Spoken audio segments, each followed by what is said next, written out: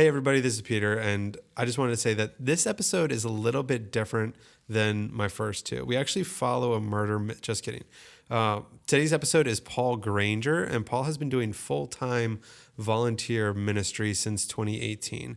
And when I say volunteer, I mean that there's no paycheck. He has a family, he has a house, he has bills, and he doesn't get paid. He's volunteer. He trusts in the Lord. And so naturally, my first question was, how does that actually work?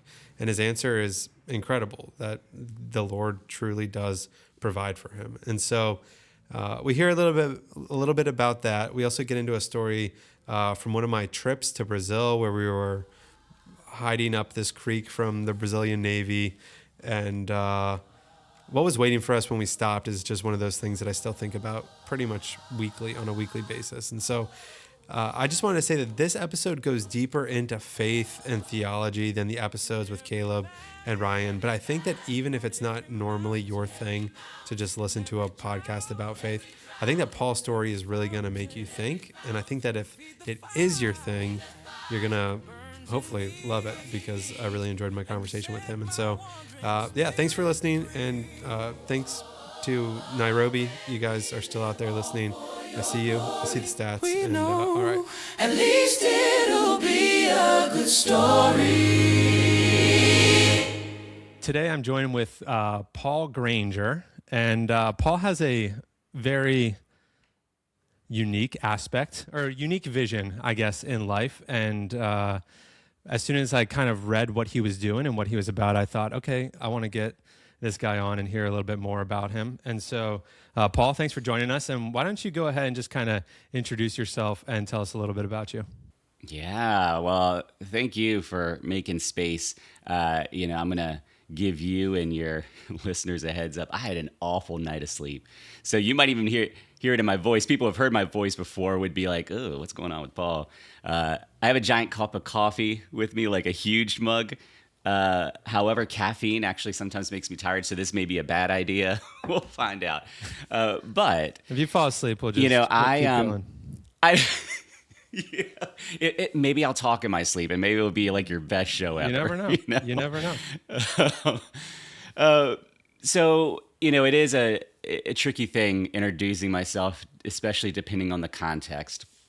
But the easiest way for the broadest audience is I live a very untraditional life. I have been doing full-time volunteer ministry since basically 2018. In other words, I haven't received a traditional paycheck since 2018.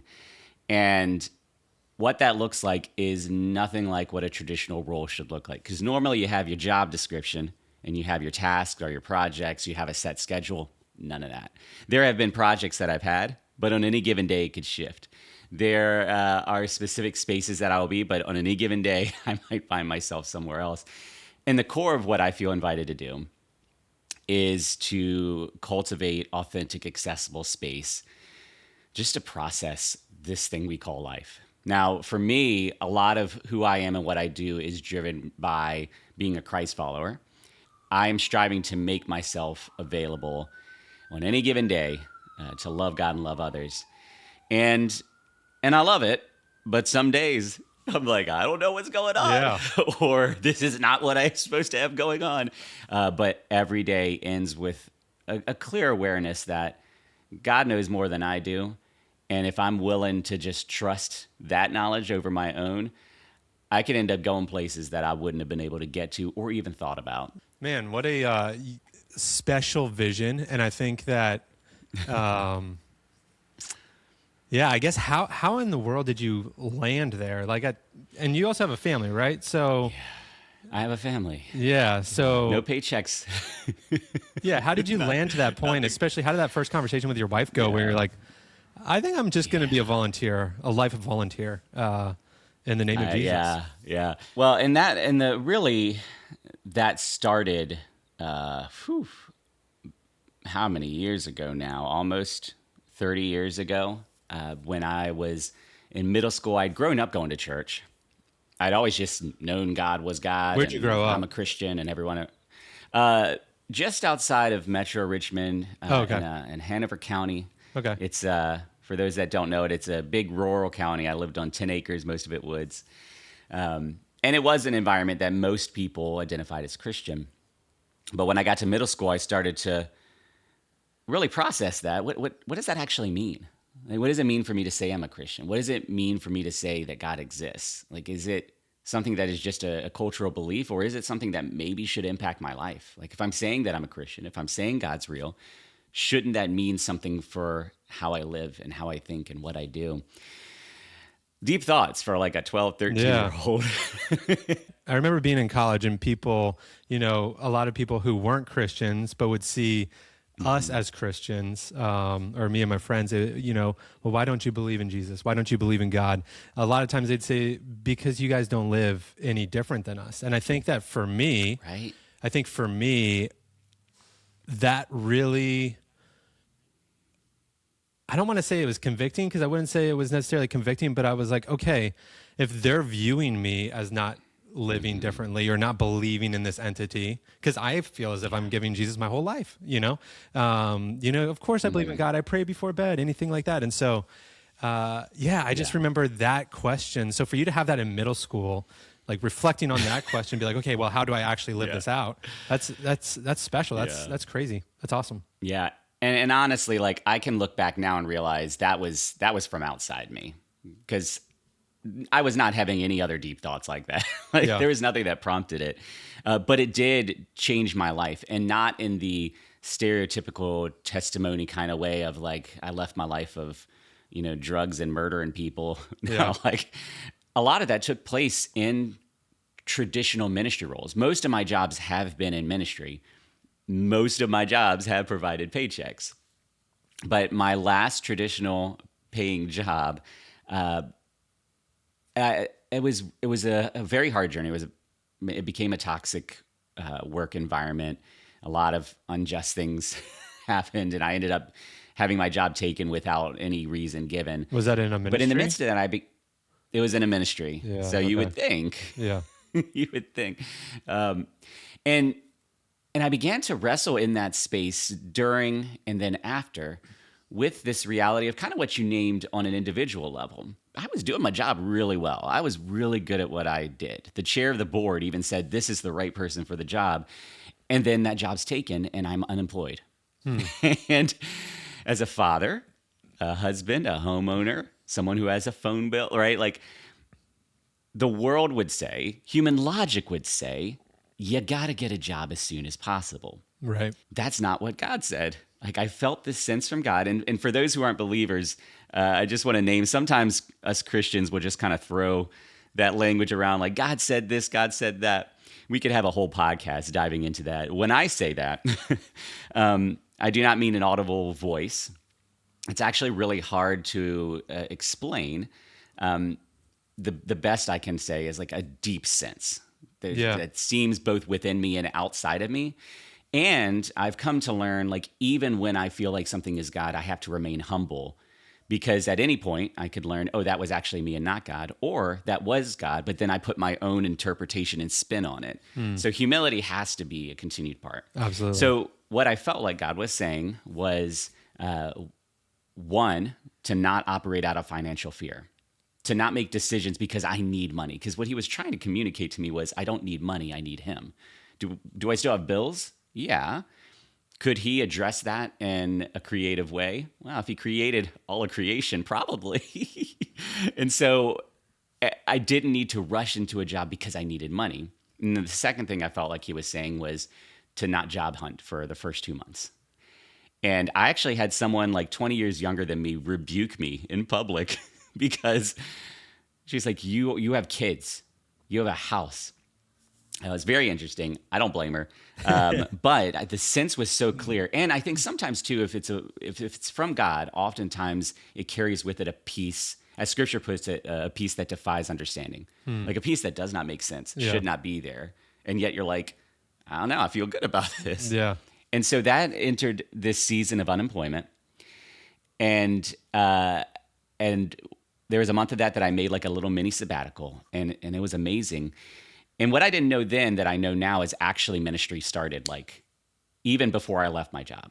Like the way that I am living ministry now began the way I was connecting with people. The podcast started in that space. I didn't want to start a podcast, but there it was.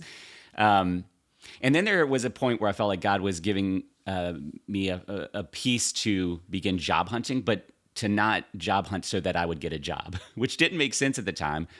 But I began to apply for these things that it seemed like God had like teed it up for me to get it. It seemed like it was going to be a great opportunity. And one after one, there were simultaneously things that seemed like supernatural, like God's doing something, and it wouldn't happen.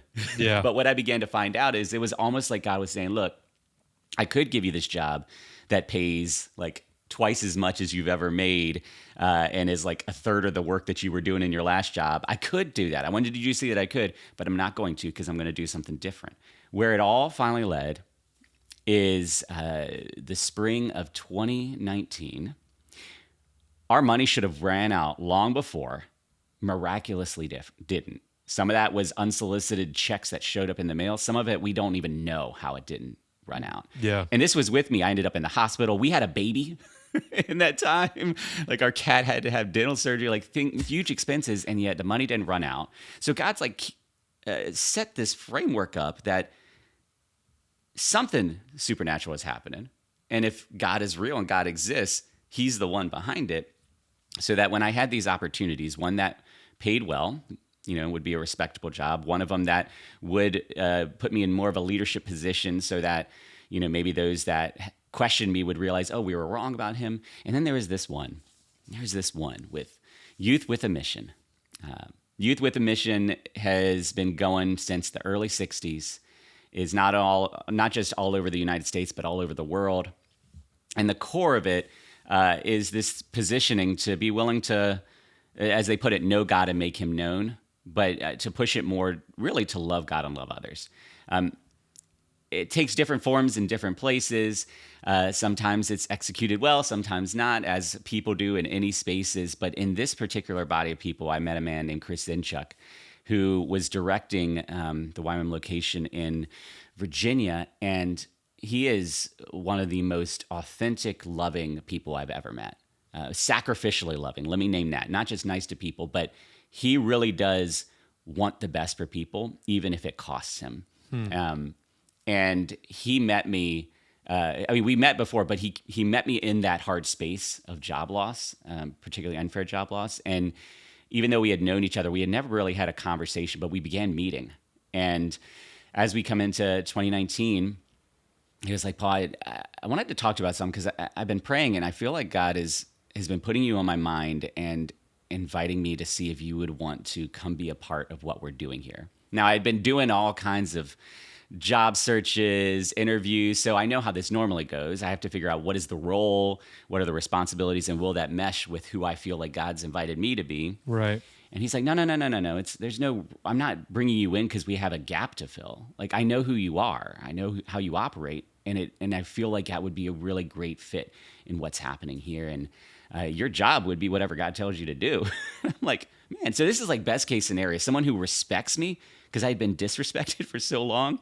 Someone who knows me and values what I bring to the table. And my job would be like serving God as God invites me. In I could ministry, continue yeah. to do the podcast. I could write. Yeah. The caveat is no paycheck. So this brings us back to the question. How does someone who, at the time is almost in his 40s with a family and a house step into that?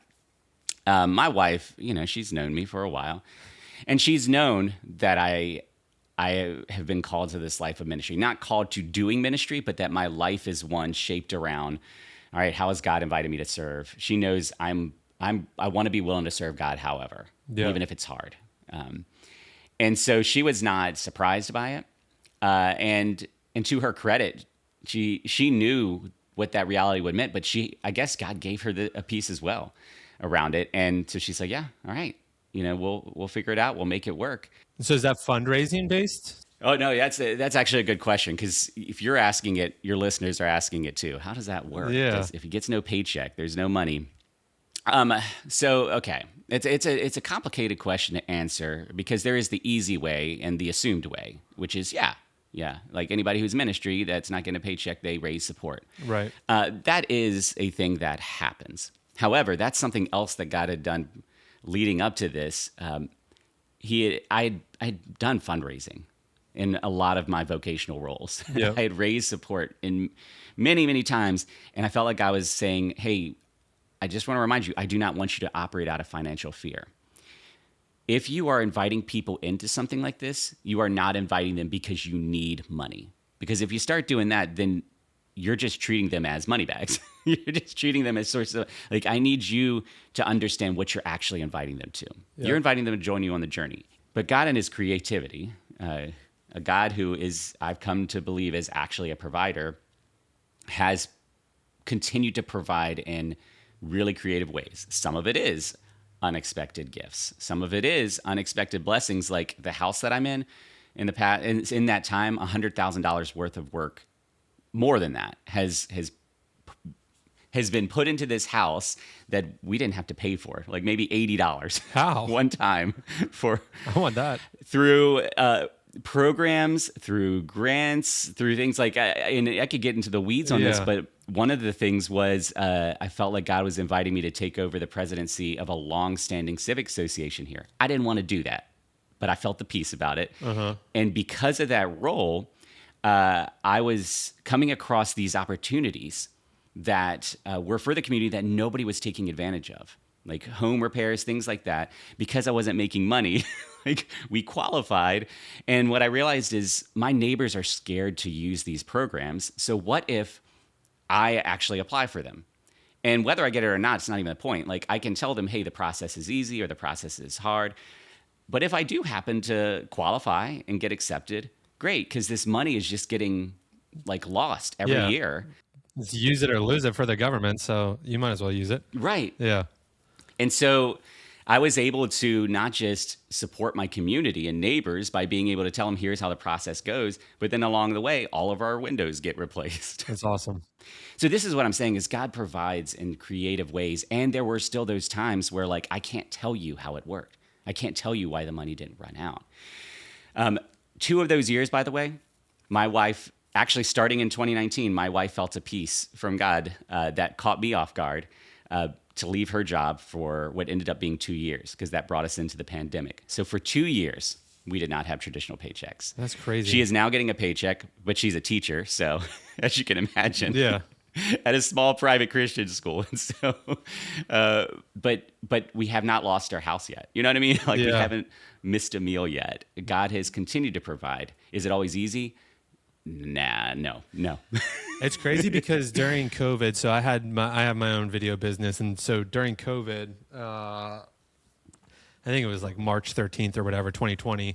My son is due May 20th around, and like March 13th, everything shuts down. And immediately clients start pulling, just saying, hey, we're gonna postpone this video, we're gonna postpone this video, we're gonna postpone this project. And I remember sitting back and counting. It was all the way out to like September. People were starting, and I was like, what in the world? Yeah. I was like, September. I was like, they're saying 2 weeks to slow the spread. Like, what's This thing's not gonna last. yeah, September. I was like, you guys are crazy, but whatever. But I was counting the money, and I think it was like $28,000 in contracts I lost in 2 weeks. And I was just, I was like, this is terrible. You know, I have a kid coming. On top of that, we were transitioning out of a church that we had been at. My wife had taken another job at a new, smaller church. And so it just kind of felt like everything was coming together. And I remember I was coaching hockey at the time, very small, just like side little hustle, I guess. And the organization sent us a check and just said, hey, because of COVID, we're not able to do X, Y, and Z. And so we're thanking our coaches with this check. And I was like, holy cow. And then I was filming weddings when I was in college. That's kind of how I started. And like 2 weeks later, this client never paid for her video. And 2 weeks later, she emails me out of the blue, and she just says, hey, Peter, I could give you all the excuses in the world as to why we didn't pay, but I had lost my job. There was a death in the family, but I always have felt bad about not paying. And so here you go. I want to make it right. So could you give me a link to pay? And that is, for me as a believer, I was like, wow, look at God taking care of me just in this random 8 years later, this girl's sending me, a couple $1,000, or this hockey program that I've been coaching. And so, I do. Yes, it's unfortunate, I think, sometimes when God brings you to those places where he's like, okay, are you going to trust me in this? And as Christians, as believers, it's like, well, I don't have any other choice. Like, what do you mean? Am I going to trust you in it? But the beautiful thing is that God is the provider. Like, he will always provide. And so I've seen it in my life, and it sounds like it's happened in your life and in your wife's life. And so that's just awesome to hear. When it comes to this idea of trusting God as provider, I think that's part of the challenge is, man, there's been so much frustration, so many confused or even angry prayers at God, because I'm like, wait a minute, like, I remember you were doing this thing, so why aren't you doing this anymore? Or I thought we had a good thing worked out. Like, coming into 2025, that was our first year where suddenly something felt different financially. Before that, I never really looked at our bank account because it always just worked out somehow. I didn't have any stress or fear about it. But man, 2025, a lot of things changed for a lot of people, for sure. Somebody totaled our van in the middle of the night. Like, we had to take on a car payment for something that was already paid off. Right? So, did you figure out who did it? We did. We got it on video, and their front axle was destroyed, so they couldn't get away anyways. But they didn't feel responsible for it, even though they were speeding, ran a stop sign, and crashed into our parked van.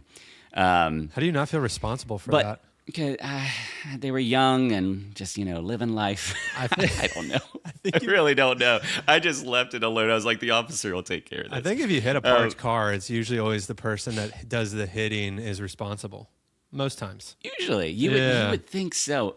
But I mean, this here, right, even in this funny story, this is part of the reality of the human brain, right? Like, we can think objectively about a thing until we get to a situation where the objective element might impact us, and we'll shift into subjective without knowing it. Right. We'll shift into assumptions without knowing it, or we'll just totally change the narrative in our mind subconsciously. Like, our brains are amazing and they are frightening.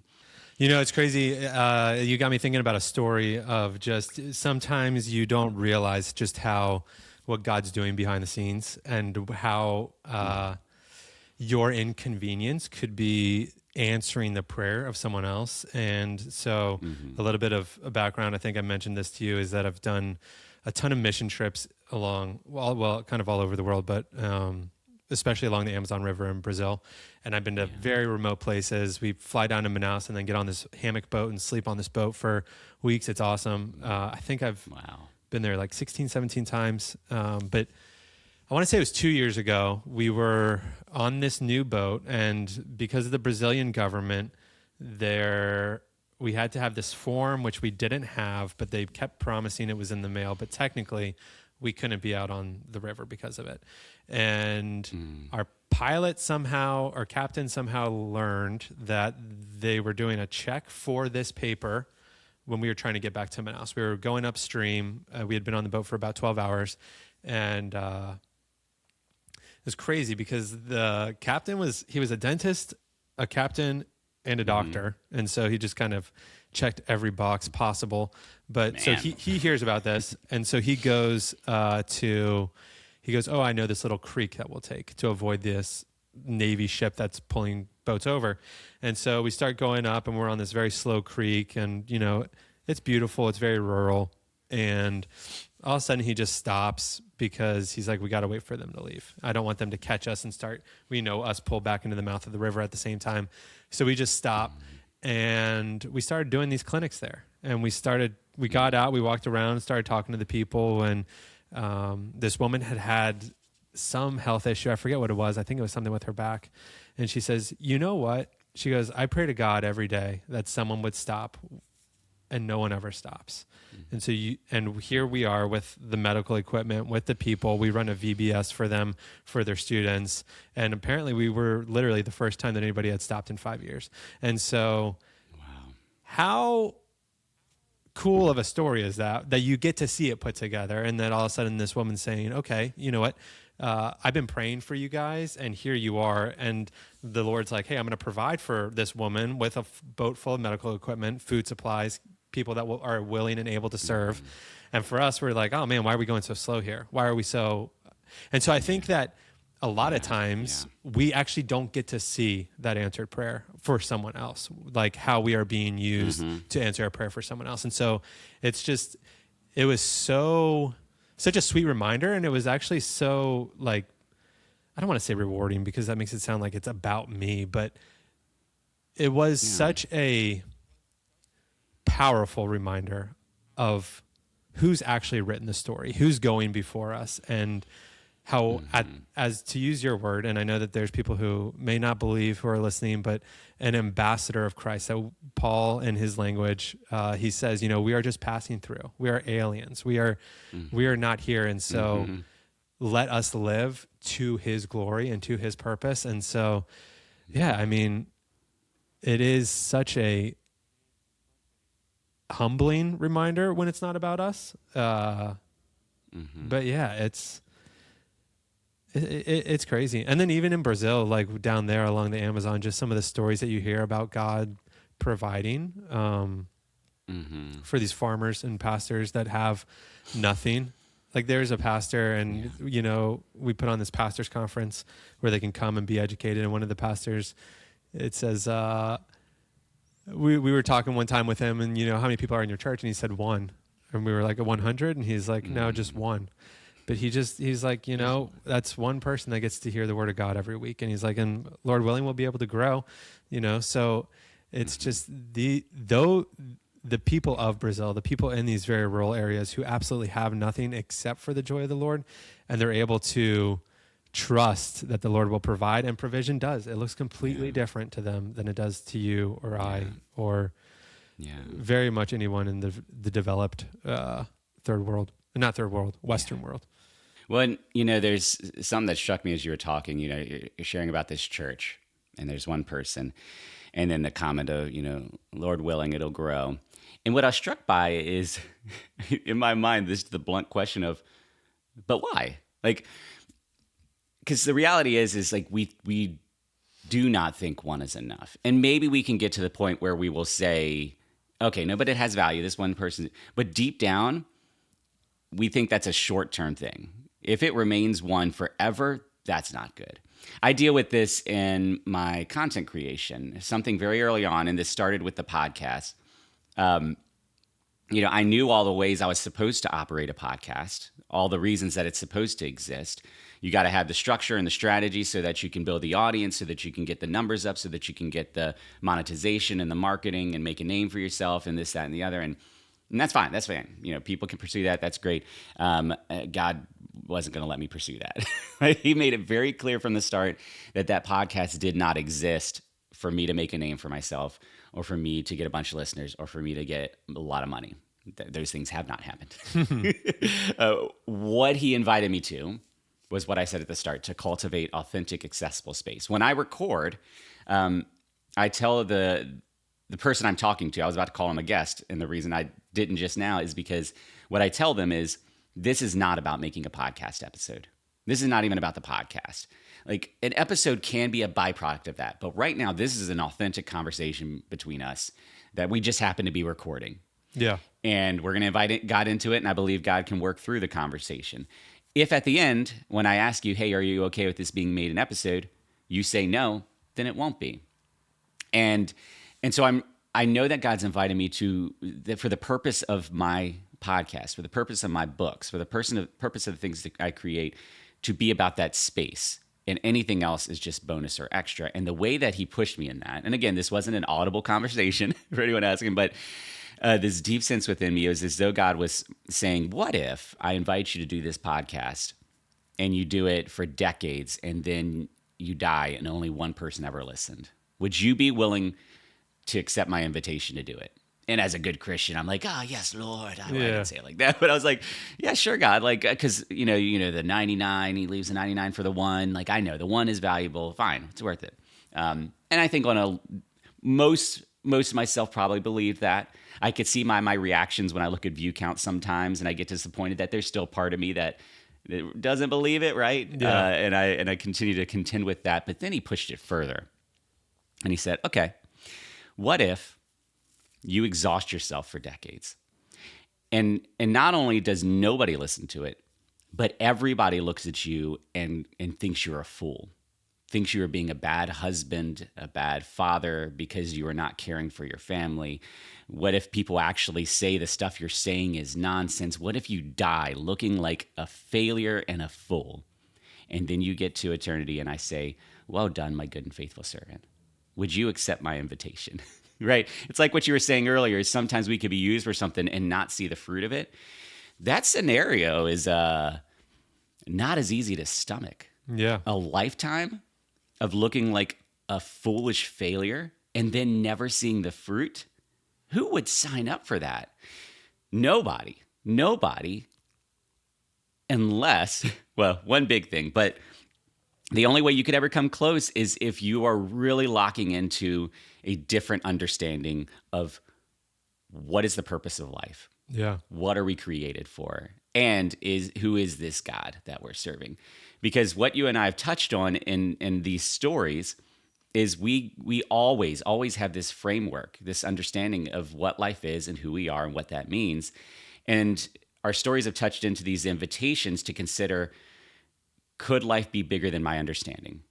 Yeah, no, that's interesting. I guess, a lot of things just kind of popped into my mind, but when I think about Paul, so I actually, middle of last year, I did a Footsteps of Paul tour. I filmed it. And so I went to, where did I go? We started in Corinth, Philippi, Berea, Thessaloniki, Corinth, Athens, Ephesus, and then we stopped at Patmos and went to Rome. And so much, like going back, because I get to edit it, I get to listen to it quite a bit. And I've just, this pastor, Lon Solomon, he was teaching on it, but there was so much to Paul's ministry and to Paul's mission that I didn't fully grasp until I was actually being there. It's like, okay, well, why did he choose these areas? And it's because that's where the roads were.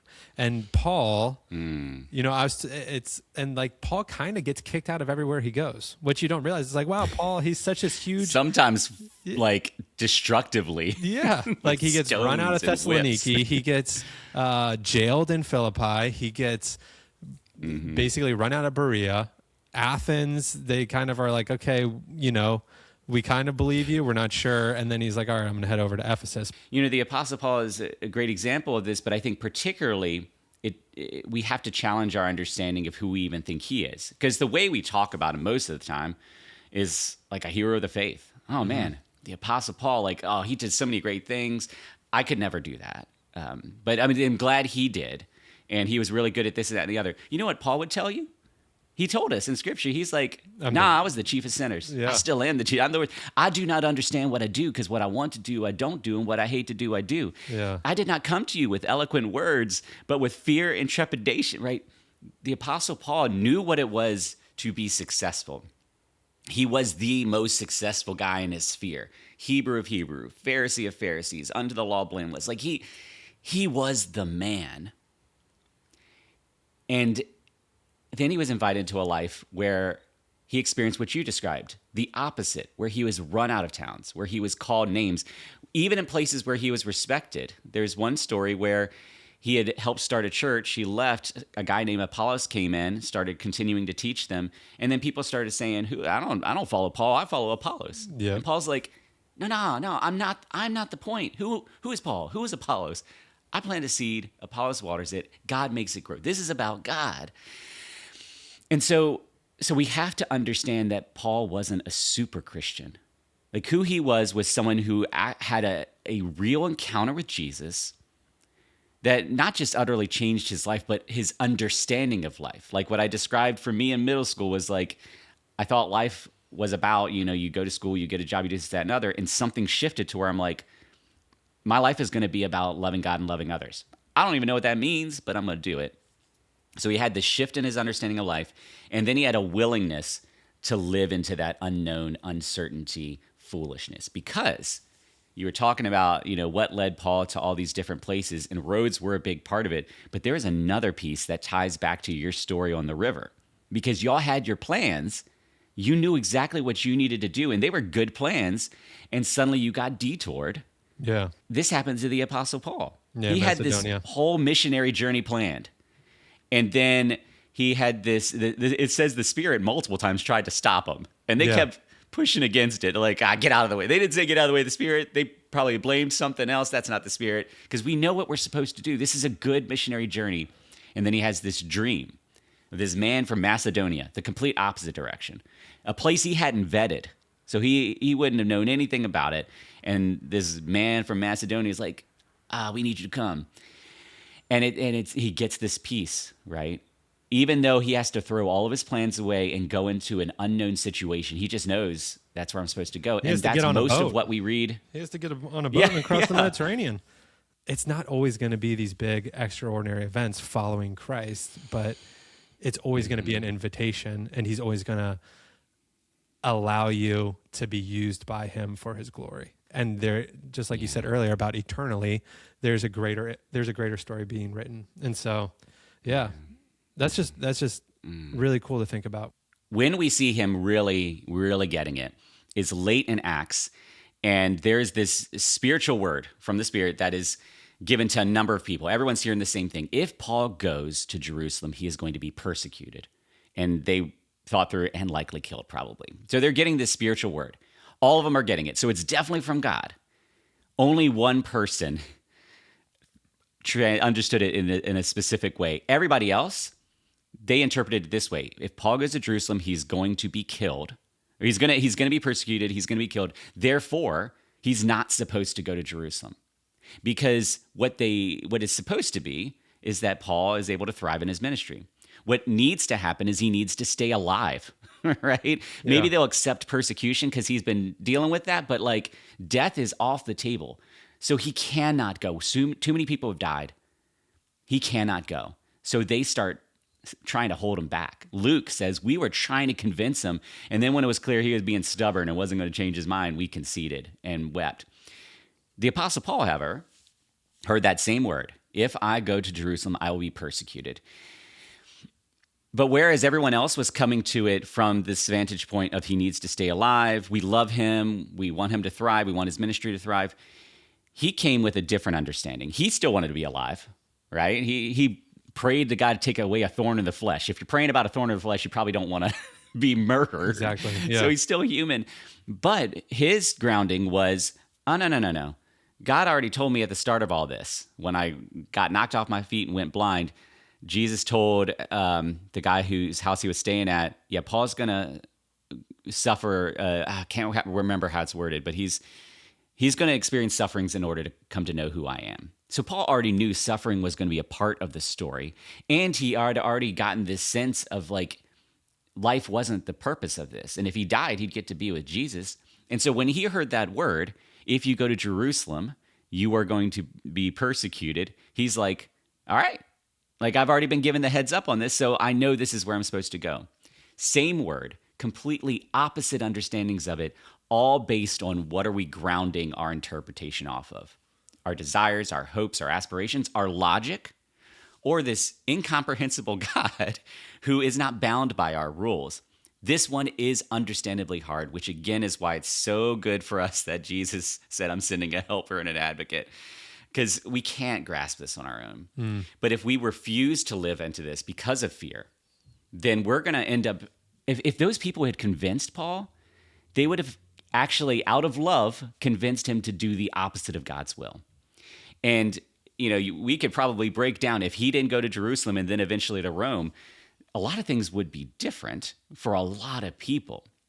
But because Paul was willing to put himself aside and to love God and love others by saying, I'm willing to accept this word, and this fits in line with what God has said. As a result of that, you and I are having this conversation, among other things. Yeah. And so, I think we want things to be a certain way. We think we need them to be a certain way. And God's like, but I know better than that. And I know what you need. And you actually don't need that. I could do supernatural stuff. So are you willing to trust me? It's very well said. If you were to talk to someone who wasn't a believer, and they're like, well, I've never seen God, or I've never witnessed the goodness of God. Life is hard. I mean, absolutely. And what would you say to them? Like, where do you tell them to start? Yeah. I mean, first, I would want to say, hey, your concerns are valid. Your perception is valid. I think that's a problem sometimes that Christians have, is we're not willing to accept the reality that this is confusing and hard. Yeah. Again, God's ways are not our ways. His thoughts are not our thoughts. So why would we be surprised if our thoughts don't match up with what we're told God is? Right. So I would also want to apologize. Like if part of their context is a result of unhealthy church environments, like I would want to apologize because many of us who that we represent God in Christ have not been a good. This is where the tiredness is creeping in, and I finished my coffee. Oh no, and it's not doing the trick. Many of us who claim to represent God and Christ are doing a bad job at being ambassadors. We are saying this is what God would say, but it is actually not. And so I would want to set that framework first. It is valid and justified to have questions, to have concerns, and to be frustrated. What I would then say to encourage them is the fact that you're even asking the question means that there's a part of you that is open to the idea that there could be a loving God. And so what could it look like to just take a little lean into that direction, a little toe nudge forward, a little step, to live in some way as though that's true? Like, what's a small decision you can make that is based not off of what you want or you think, but based off of the possibility of a loving God that wants to connect? And then just make that small step. And then pay attention to what's happening around you. We can really talk about these grandiose things within Christianity and unintentionally miss the little things, the small ways that God works and moves, but also the small ways that we can move towards him that are actually meaningful. We talk about the leaps of faith, and those are great, but the toe nudge of faith is also good, right? Yeah. And so, What do you that mean would be by a piece toe of nudge it, is a of faith? willingness. What would you mean by toe nudge of faith? What would So- be like an example? Yeah. Here's what it looks like in my life a lot of times. There are some times where I'm done. I'm tired. Like, I've got nothing left. I'm mad at God. Like, I don't want to do anything. I don't want to have faith anymore. And yet I'm like, I have this deep willingness inside to not give up. And so, like, my movement forward is just like, all right, I'm going to say a little prayer today, or I'm going to forego this little thing. Like, I'm talking like stuff that you would never write a book about, because it's inconsequential, but it is. The story makes me think of is there's a passage in scripture where Jesus is at the temple and two people are giving gifts. One person gives this large gift and makes a big deal out of it, and he's wealthy. And then there's this woman who has like 2 mites, two coins, and she gives, and he's like, that was the gift right there. And, people could be looking and be like, she gave like nothing. You can't get in. You can't even buy anything with that. But Jesus, like, she gave everything she had. Yeah. She gave the little she had left that she could have saved for herself. And it's like, sometimes the toe nudge is like the 2 little coins, the 2 mites, 2 pennies worth. They don't even make pennies anymore. They're beyond worthless, but it's still something coming from a place where instead of choosing to give nothing, you gave something. And that expanse between that is bigger than we realize. Yep. Sometimes it's bigger than the big gift. I would encourage people around that, because the good news in that is you have the capacity for that today, even if you feel like you have no capacity. But then the second thing I would say is, as you are doing that, this is not designed to be an isolated experience, an isolated event. Scripture makes it clear we're not called to operate in silos. We're not even called to operate just us and God. Scripture is clear that we are called to community. And so I would invite you to consider who could be a safe connecting point to begin to process these things with, to ask these questions. It doesn't have to be a church. It doesn't even have to be a Christian. But isolation is one of the biggest traps that we as people fall into, but as Christians, we do that as well. Even as we're connected to people, we isolate ourselves. And that would be my second invitation. If you really want to figure out who God is, he is a God of community. And so lean into connecting with others. I think that's so well said, and I think that especially for Christians, I think it's so much. Well, I mean for everybody, but I think that Christians have really we've we've sat back in this isolation. Oh, I'm going to work from home. Oh, I'm going to watch church online. Oh, I can order, and then we look out, and not to like rag on homeschool or anything like that, but that's the example that I see. It's like, well, how did the public schools get like that? And I think it's because, okay, well, all the Christians left. Like, who's bringing the gospel there? Who's bringing the light there? Christians aren't out in the community anymore. They're not spreading the gospel. The gospel's only being spread at churches, and it's almost kind of like it's an echo chamber, especially here in America. And so the one encouragement that I actually want to give for Christians is like, get out there,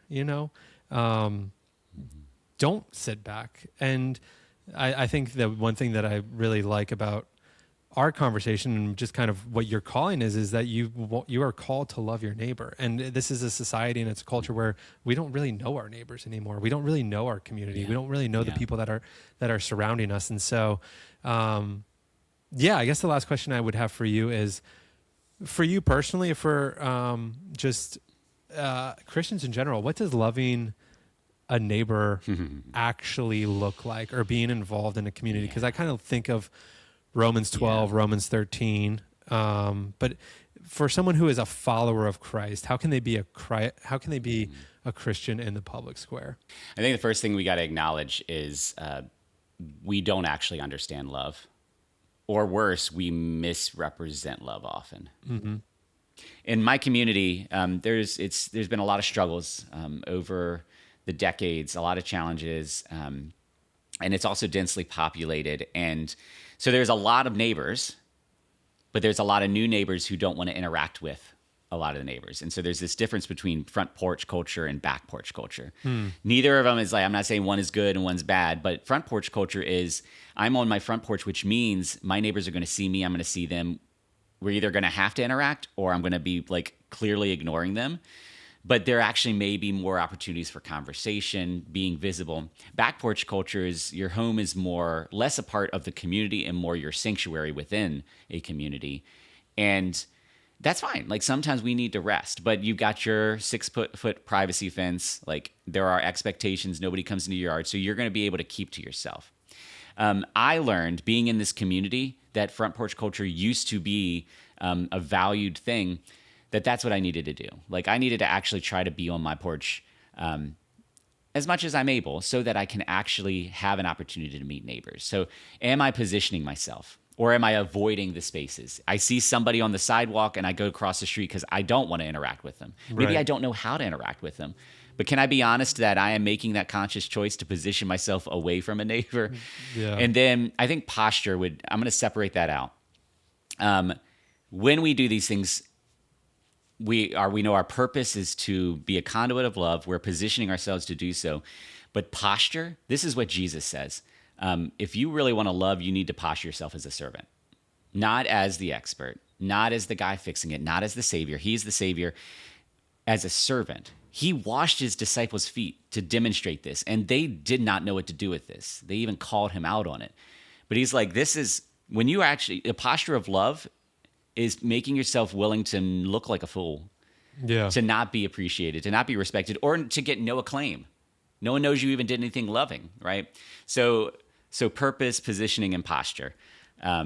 If we really want to love our neighbors, we've got to be honest about those things. But before we even start that, we got to be honest about how we understand love. And then just start doing it. Like, don't try to take the toe nudge. All you give is a wave to a neighbor. But that was something, right? Like, That's fine. Like, start small. Don't think you got to start a nonprofit to have value. Man, you learn somebody's name, you might change their life, because they're like, nobody has ever learned my name, right? Small things can make a big difference. I love that. Well, Paul, thanks so much for joining us. And is there anything else you'd like to close with, or where can we find you? I know you said your podcast is on a little bit of a hiatus when we previously spoke, but you also have books. You have a few other things, or...